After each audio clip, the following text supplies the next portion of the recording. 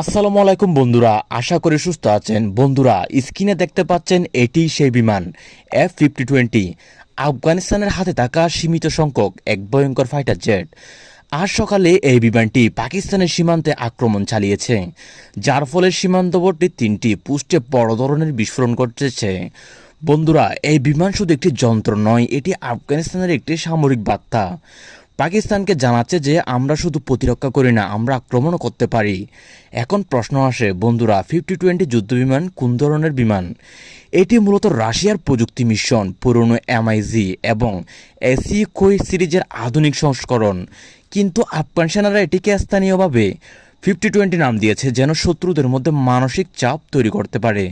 বন্ধুরা, পাকিস্তানের পক্ষ থেকে খবর আছে, তারা বলছে আমরা আক্রমণের শিকার হলে নীরব থাকব না। 2 আফগান বিমান নাকি তারা টার্গেট করেছে, তবে আফগান সরকার তা সম্পূর্ণ অস্বীকার করেছে।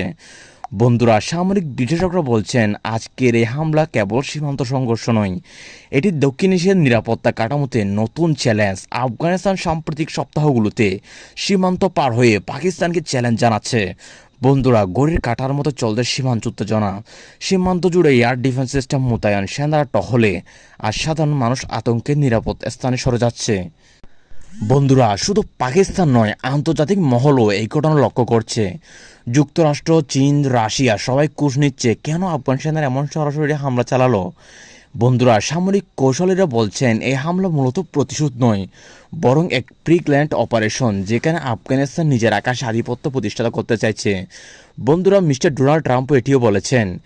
এই মুহূর্তে আকাশের টহলদার বিমানগুলো নির্দিষ্ট উচ্চতায় 50-20 এর অস্তিত্ব নিঃশব্দ আতঙ্ক ছড়িয়ে দিচ্ছে। পাকিস্তান এখনও প্রতিক্রিয়ার পথে, তাদের প্রতিরক্ষা ব্যবস্থা সক্রিয়, কিন্তু সীমান্তে উত্তেজনা শূন্য নেই।